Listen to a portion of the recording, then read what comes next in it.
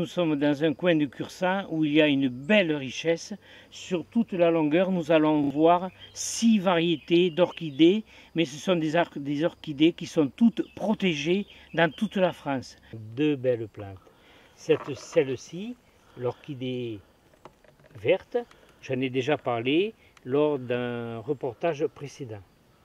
Ici, nous avons une orchidée avec 1, 2, 3, 4, 5, 6, 7 fleurs qui ressemble énormément à l'orchidée abeille, mais ce n'est pas une orchidée abeille, c'est une orchidée bourdon. L'orchidée bourdon a été dessinée sur les timbres-poste de 2002. Plante très protégée. Les sépales sont nervurés de vert, les pétales sont nervurés de pourpre.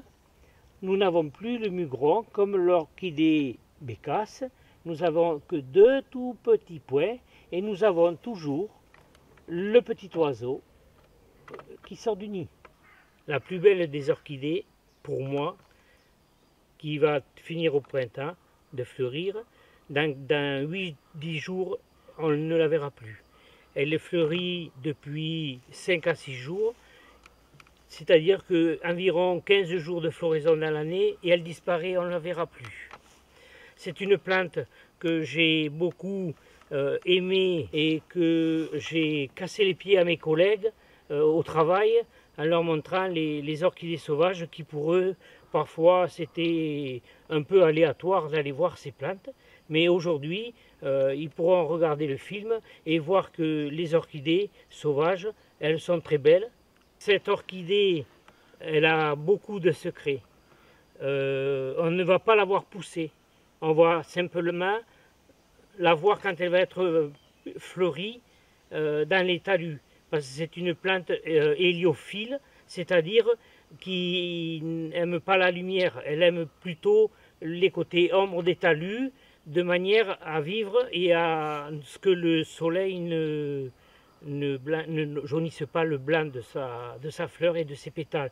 Et cette orchidée, ça sera peut-être la surprise pour beaucoup de gens, et le secret qui va être dévoilé, c'est que lorsqu'on sait la trouver, on sait qu'à ce moment-là, il y a des cèpes qui poussent.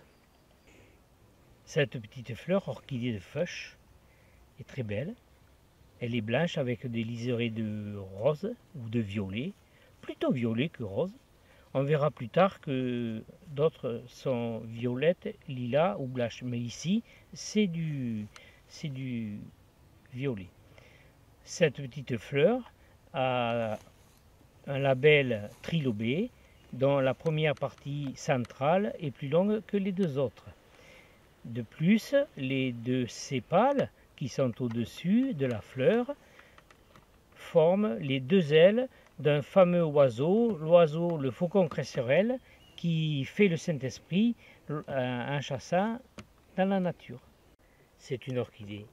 Elle est peut-être pas belle, mais elle a le droit de vivre, comme tout le monde.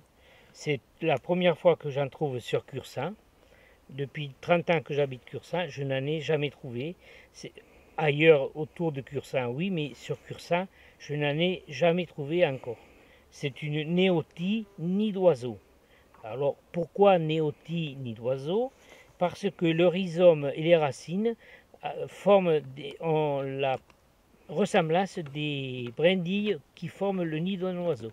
Elle vit en symbiose avec un champignon qui va lui donner tous les nutriments qu'il faut, mais elle n'aura pas de chlorophylle. C'est pour ça qu'elle est très rare. Nous voici dans un lieu humide où nous trouvons cette belle orchidée qui est rose ou blanche. C'est l'orchidée tachetée. Elle a un détail simplement important, c'est que les feuilles sont tachetées de noir. Lorsqu'elle est petite, la hampe florale est conique.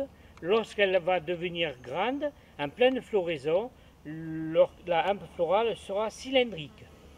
On va pouvoir trouver différentes orchidées avec une fleur lilas. Et là, nous aurons une orchidée blanche. le dessin sur le pétale n'est pas du tout le même que celui que l'on a vu tout à l'heure sur la petite orchidée.